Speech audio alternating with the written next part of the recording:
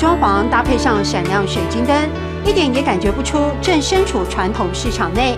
历经20多年岁月的窗帘老店，从最基本的代工做起，赚取微薄工资，成功转型为时尚感十足的窗帘家饰店。这几年下来，一天真的花10几个钟头，每天这工作18个钟头，宁可做死也不要闲死。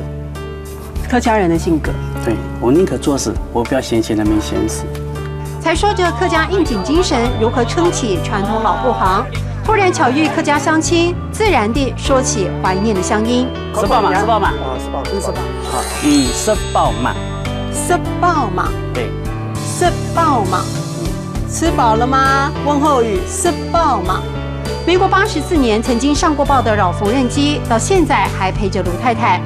熟悉的车步声贯穿着生活记忆，已经不是简单的生财工具。这个机器跟着我们已经10几年，是有它一定的感情在了。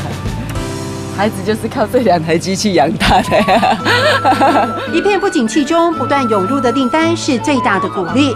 简单相信着，能做事不怕苦，就是老天最好的祝福。吃饱嘛，吃饱嘛。